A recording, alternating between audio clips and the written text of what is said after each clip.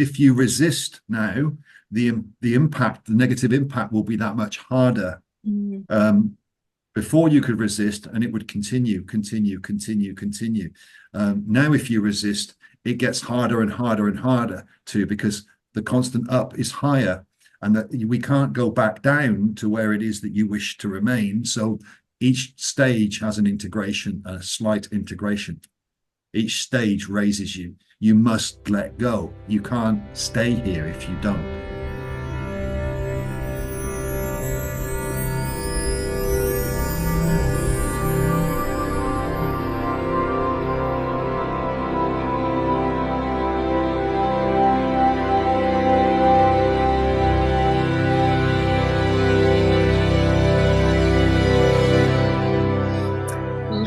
Mudway.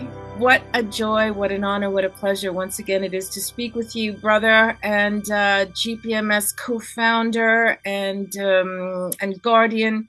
And what a joy it is to be part of this exquisite, divine instrument.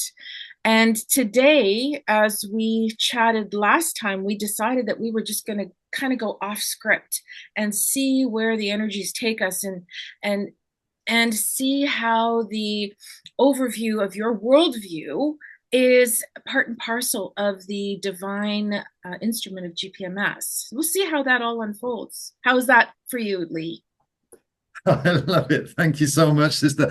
Beautiful sister Renata again. I enjoy it, going off script. That's the way we work. It's organic, Right. rather That's right. scripted. Scripted. Well, And where we take... yeah, I Sorry, go always on. say we didn't come to Earth with a manual. So you know what I'm saying? Or with a script. We write our own. So where we go with this one is gravy, and I enjoy. We've just been speaking a little bit prior to the record button pressed, and beautiful Renata has got loads of questions, and I got no clue as to what they are. And this is the way I much prefer this. So yep. Let's see what happens as we delve into whatever's been given to you, downloaded to you. Beautiful. Thank you so much, Brother Lee, for your patience, for your forthrightness, for your clarity, for your transparency, and I can't wait to rock on with this. Okay, so I kind of got a whole bunch of questions this morning, as I was saying to you, just in between sleeping and waking, and I really want to understand basically the fabric of reality and what that means to us as humans. Who are we as humans? Are we the off-worlders come back in a new timeline to correct our past boo-boos? Are we truly a genus called human? Have we been genetically modified? Who are we? Seriously, who are we? Over to you. Okay, so let's start with the easy one then, eh? It was going to be easy. Let's dig into this slightly, and you're asking some questions there that are fundamentally designed on matter and material. Who are we? The question more prevalent and more prudent is what are we? But nevertheless, these things come in. I'd like to also talk about the word human or man. There's a few things that can be said with the regards to I am no longer human, and many people may have a misrepresentation of that. But I'm gonna define human or man as primal, as a beast, as the lower emotional spectrum, what we would understand as the fear spectrums. The pride negated aspects are what a human represents at this point. Now, that doesn't describe the upper echelons, the love and the complexity and the empathy and the compassion. Acceptance and courage is also a human trait, but it's a higher human trait. So we've got a lower trait and a higher trait. This is what I would describe as more human, but it's not prevalent yet. In the human construct, a lot of it is more in the negative fight, flight, survival mechanism, more primal, more innate, more an alarm. They are. That's not strictly true. There's a survival mode ongoing, which is where a lot of humanity exists, and it's inside a negative, distorted environment of blame and materialism and externalization.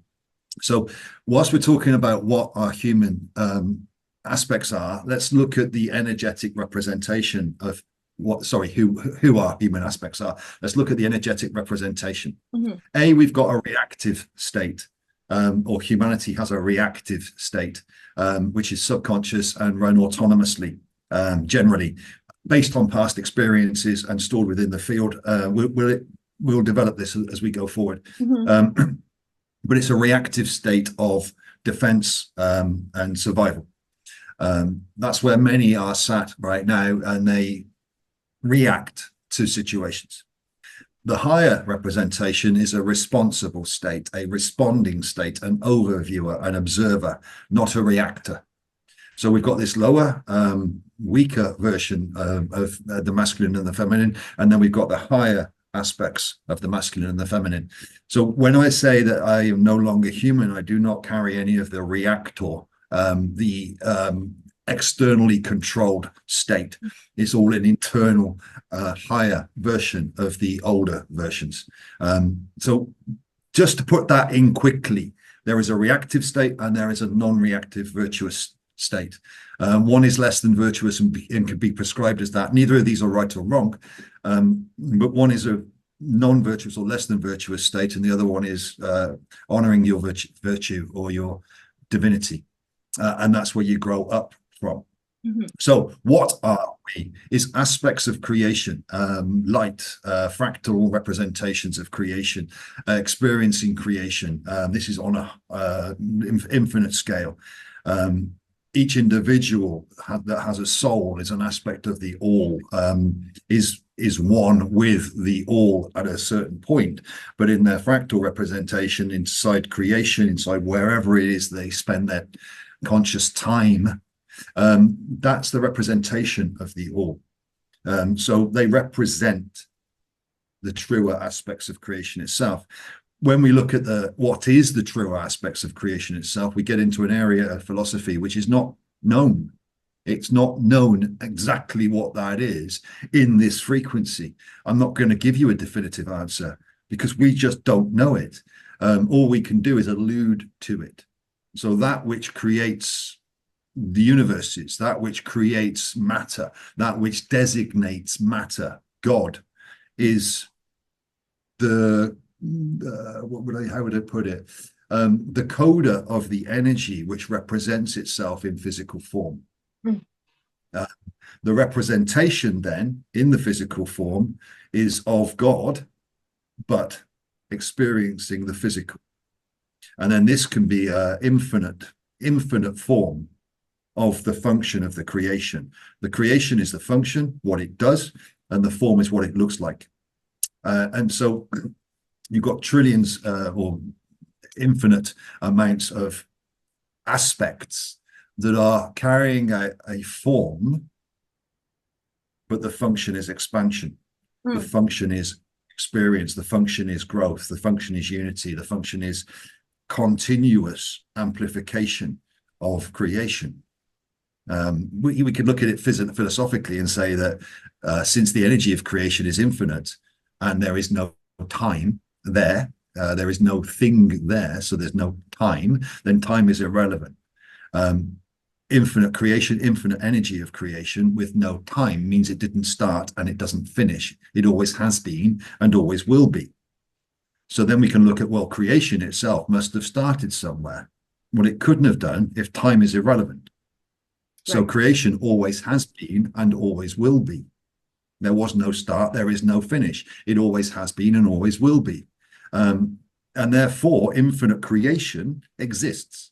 Everything that could be created already exists. Otherwise, there's a time for it, and time doesn't exist in the representation the other side. So we're in this area of what seems paradoxical debate about when things start, what's this, new creation, new timelines, as if they aren't already there. Because we perceive of them in linear time, we don't allow for the timeless.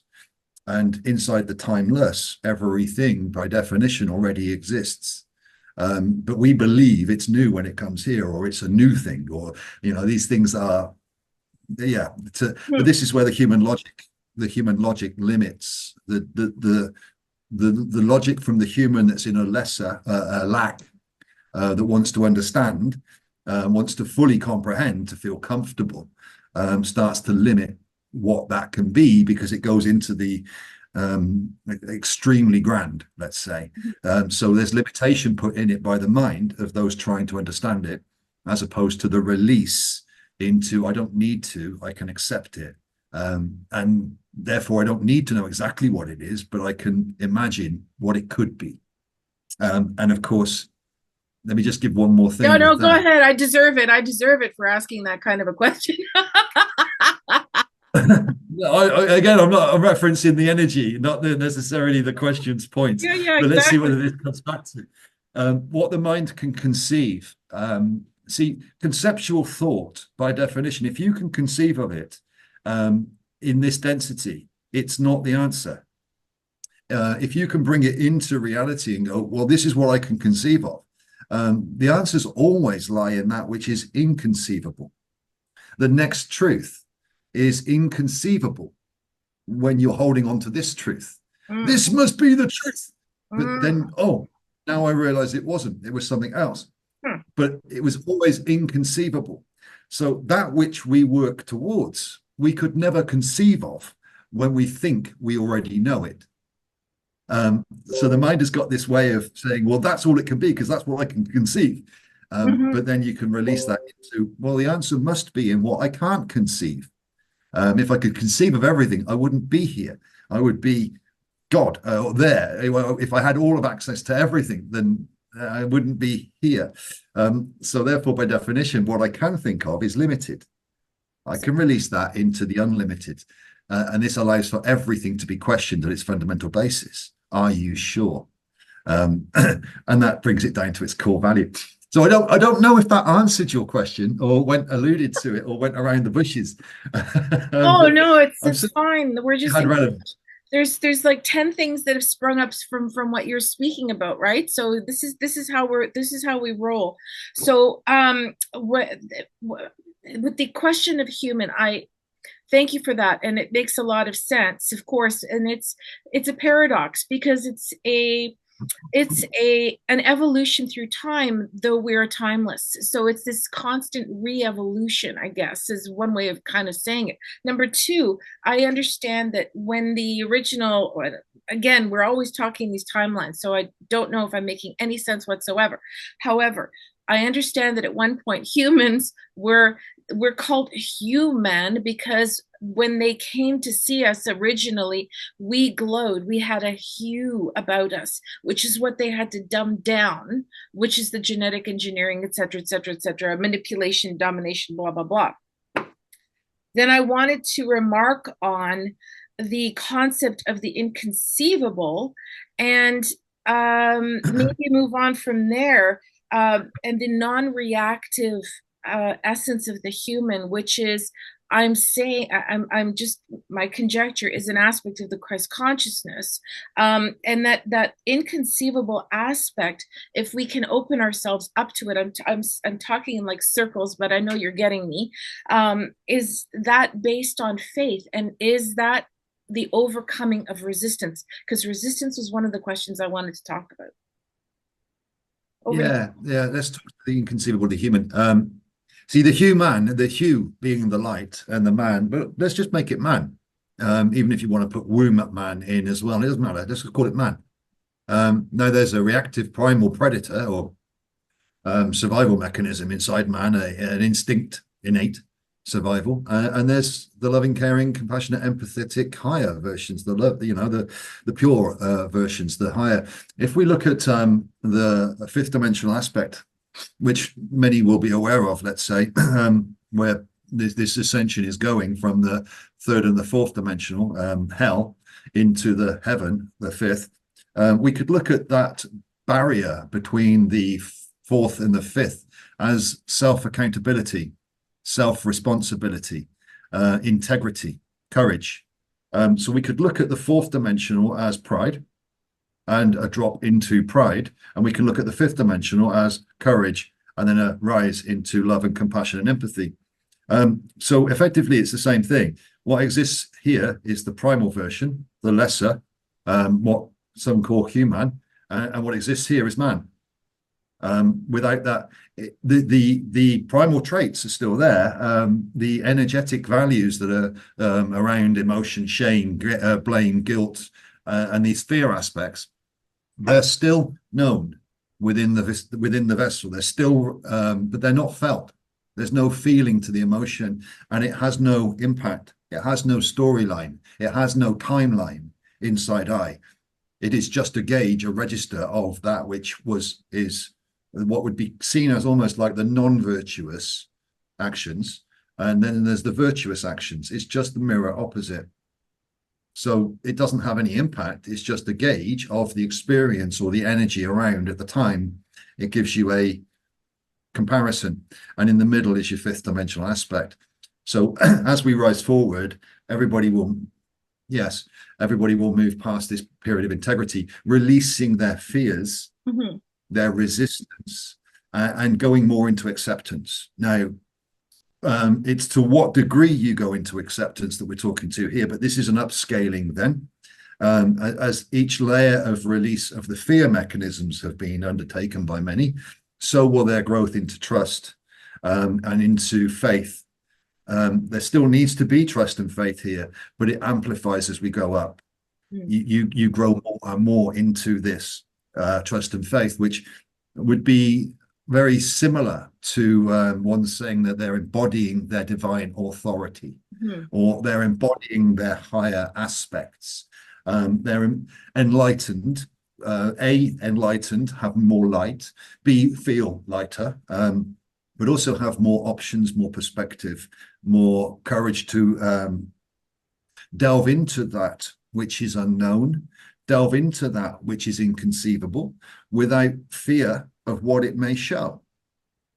Because the shame has been dealt with, because the shame and the lower densities, lack of responsibility, lack of accountability, blaming others, has been harmonized.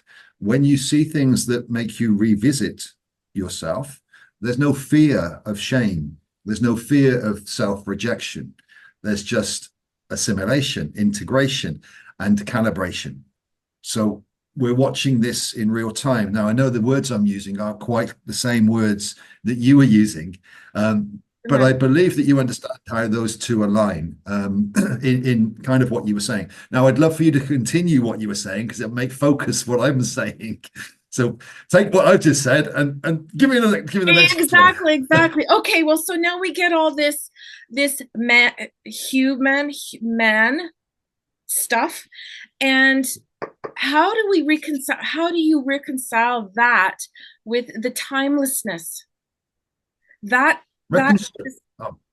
makes my brain hurt, because again, you're touching on that inconceivable. So it's, I guess my question is, how do we live our day-to-day lives knowing that, okay, yes, it's an evolutionary process, but how many times have I been through this evolution? Is there such a thing as time, and what does it actually matter in terms of the overall? Because just going to keep doing it over and over again. And why do we constantly have to keep doing this over and over again if that's what's happening? It's not. As we spoke about in the first one, I disagree with evolution. It's devolution. This has been a devolution. It's been a descent, not an evolution from what was into what we are now, but a devolution from what we were into much a lesser version, a dimmed light. That's not strictly true. But the experience, for those that have gone through it, reconciliation doesn't work. You can't put into perspective, or certainly I can't, reconciling 1,000 lifetimes of the same suffering, of the same torment, of the same lesson.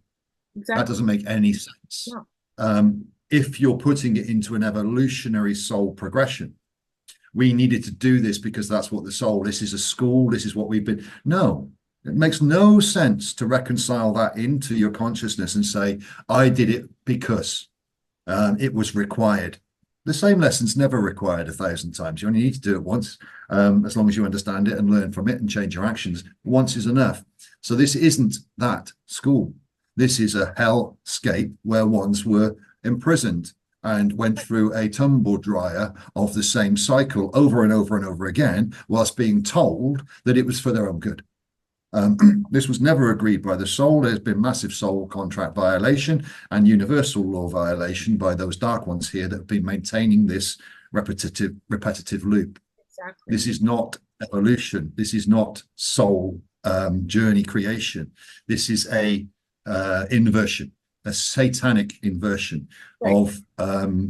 of the physics of creation. It's draining of the energy of physics of creation. It's not to evolve you, it's to devolve you into a lesser version of yourself. This is what's been experienced by many souls that have been here. Now, where we are at this stage is the upliftment, the removal of that which is unnecessary, unwanted, and undesired, non-virtuous from this experience back to the original versions or the higher versions of the human or the man, which has been lessened by this approach from the demonic realms of the darkness down here in this third, fourth dimension, this quarantine area.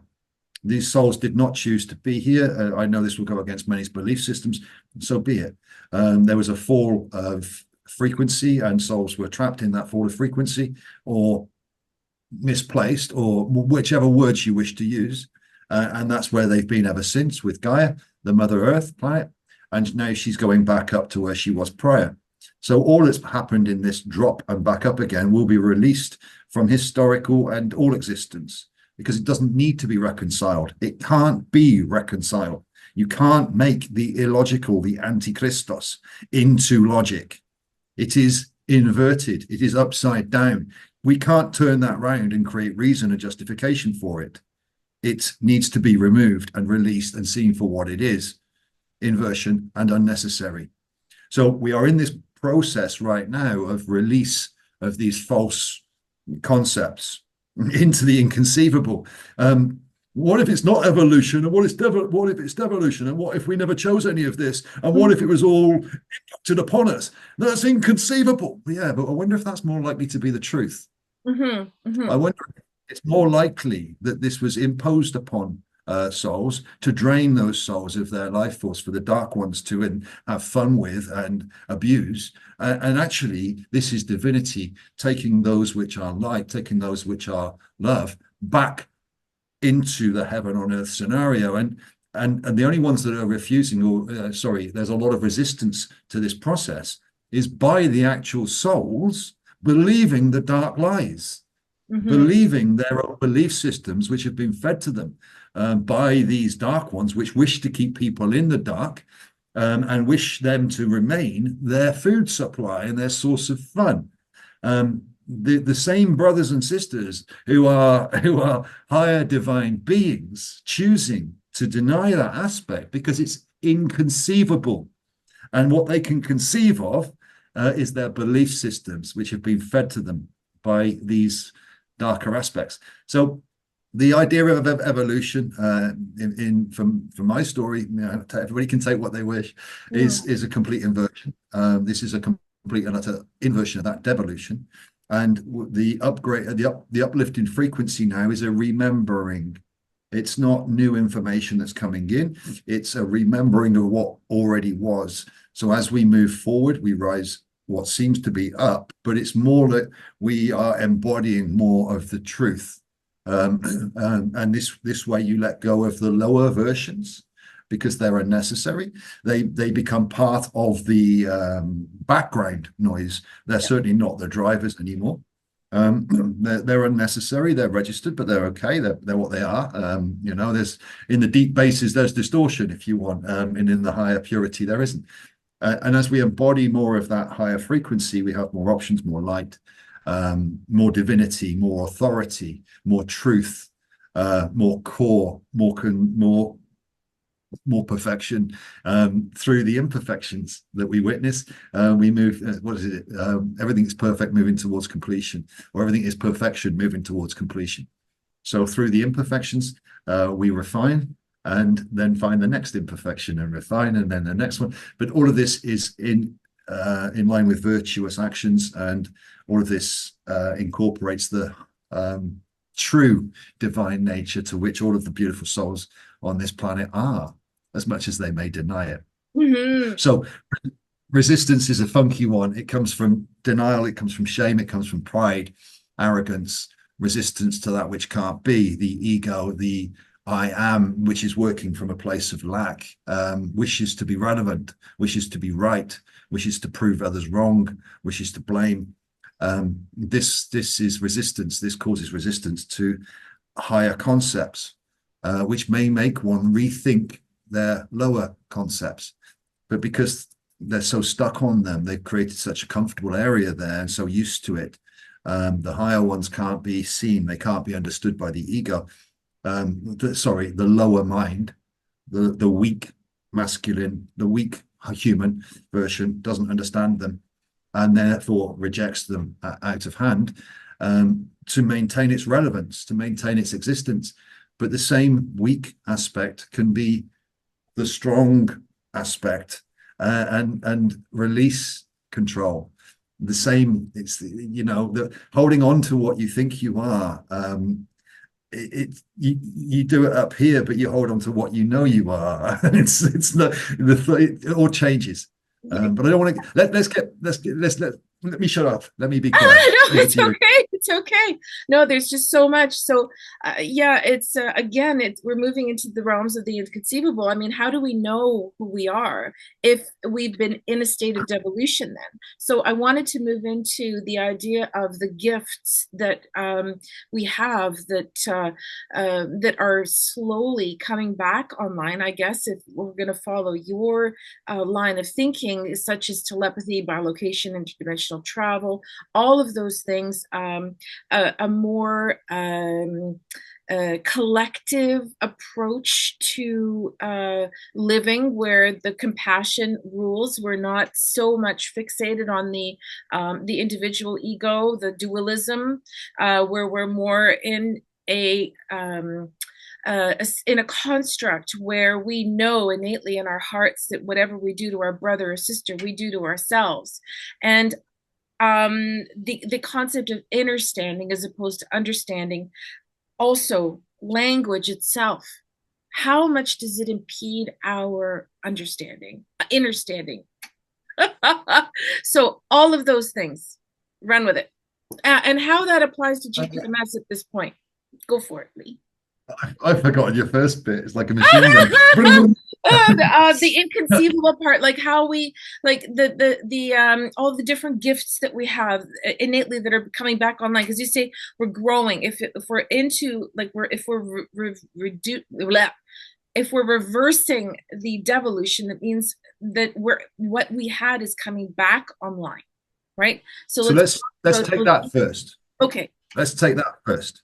And let's just look at this with subtlety rather than with huge detail. Lots of people want to see, telepathy. I want to be able to, or biolocation. Let's do it. I must be able to see this now. But the fact of the matter is, we're not fixed in space and time. So a lot of this can happen without us seeing it. It's subtle. It's much more subtle. Your environment didn't change, but doesn't mean to say you didn't change space and time. So we can exist in different realities, although the environment around us doesn't change, because the environment's the same in different realities. It's just the overall energetic changes. So a lot more of this is more subtle at this stage. And what I would suggest to anybody is, anybody that can now see a representation of themselves in their previous, where they've forgiven themselves, where they've released blame, where they've released an anger, when they've grown in their own frequency, they've raised up from a place of despair, or they've raised up from a place of fear into a place of understanding that fear was never real. There is a gift. Each one of these is a layer of a new experience, a new frequency.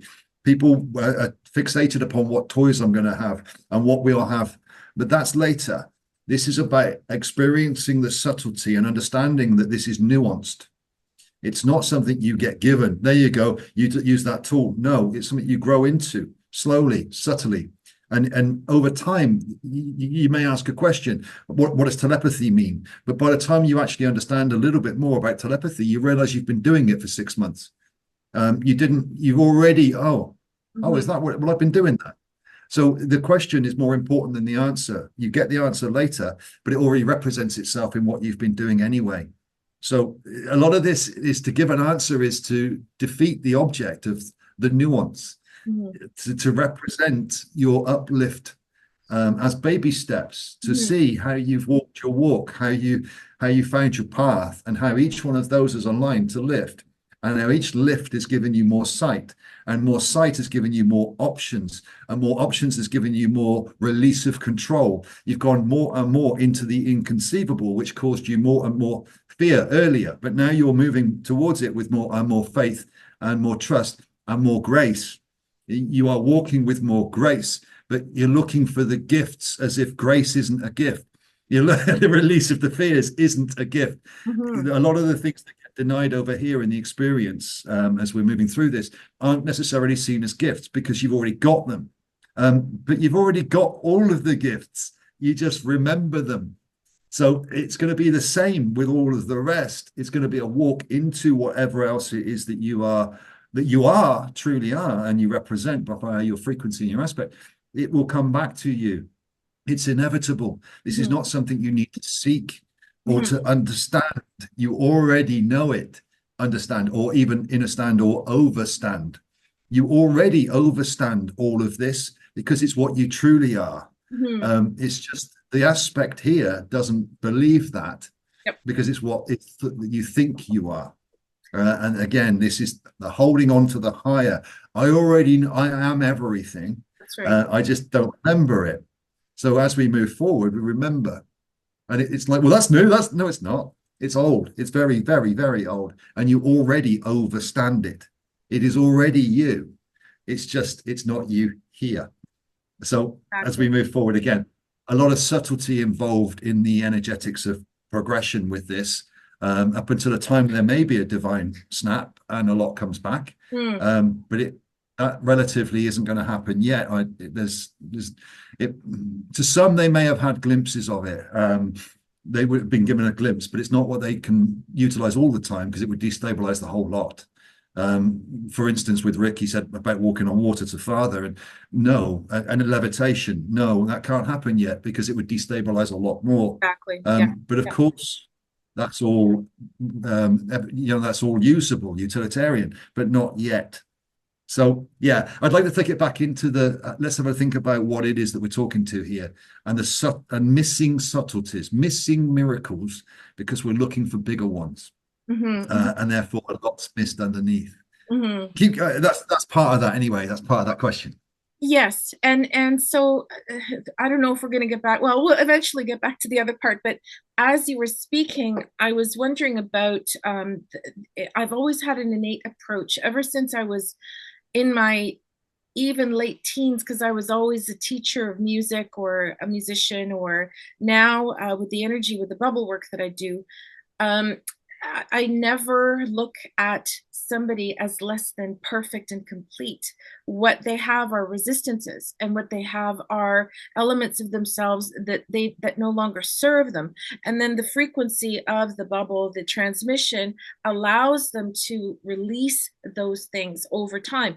So the essence of the being is always perfect. So it's like peeling away the layers of the onion to reveal the perfection that's within. So it's not something that we ever have to bring or search for, because it's already within us, right?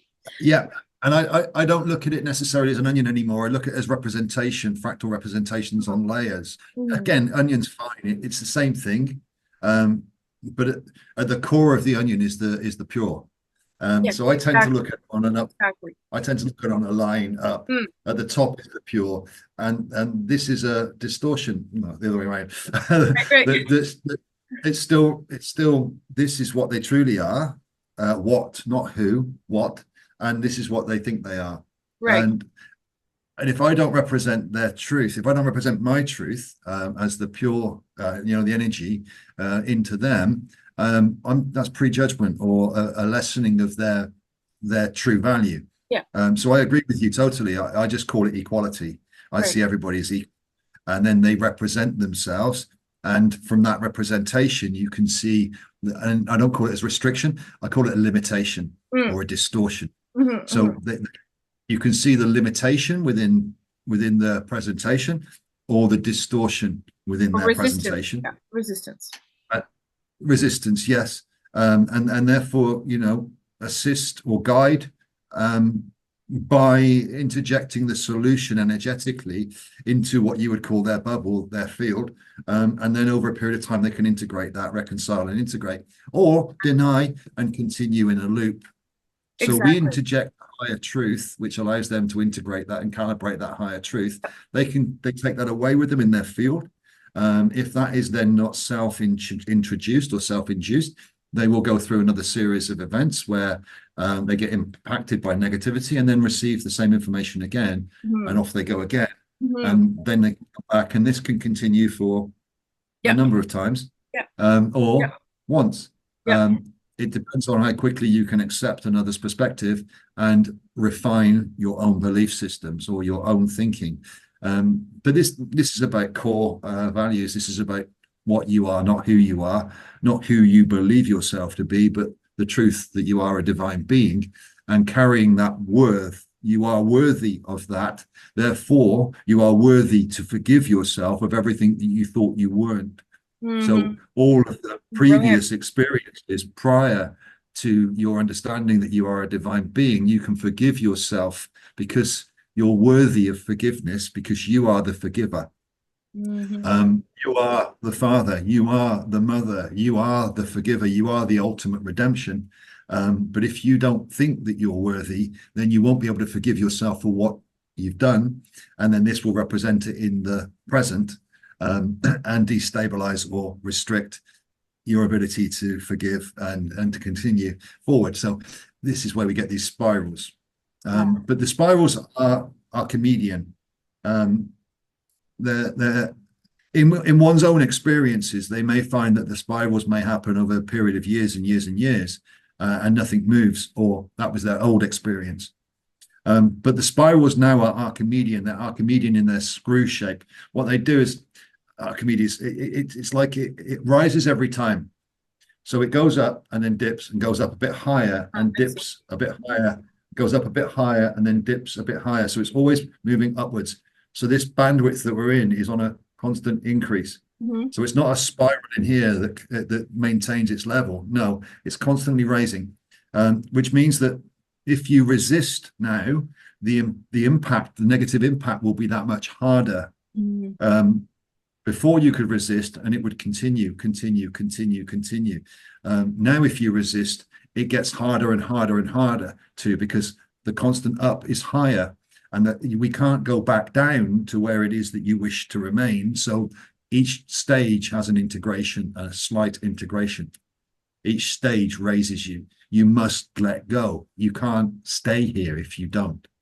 So on that higher level, this is what's happening with the collective macro consciousness on a human level. Each is undergoing this. Very, very few understand necessarily what it is they're doing, but many have a clue.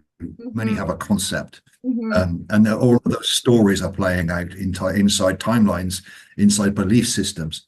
And we're trying to focus the collective divinity, not trying to, we are focusing them into a more core value, which creates a smoother path.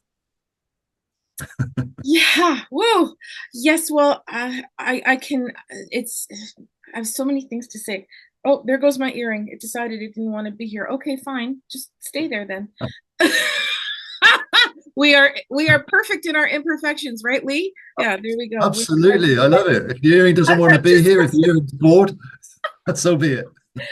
okay. I wanted to say how the bit of a paradox for me, because I did earlier ask about the role of language, right? And how Oh, much the spelling, right? The English, especially English, can impede our understanding. And then I'm sitting there listening to you speak about this, the forgiveness and where the Father, and I'm brought to tears inside.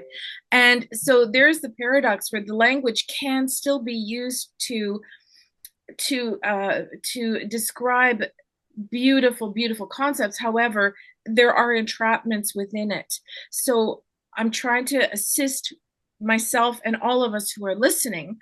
How do we reconcile, because most of the people who are listening to us are English speaking, so how do we reconcile this impediment, shall I say, this potential impediment? I'm curious to see what your thoughts on that are. so language, the words that I use are through intention. They're not, I have my own definition for every word I use or we use. Now, a lot of the times I don't necessarily understand or know what the other will perceive that word to mean. Mm-hmm. Nor do I, because it's their perspective, not mine. So again, I will give my perspective with the word that I choose to use and define it using my own intention, the purity into which it's meant. And then another may receive it and say, well, I don't agree with that because I don't like this word.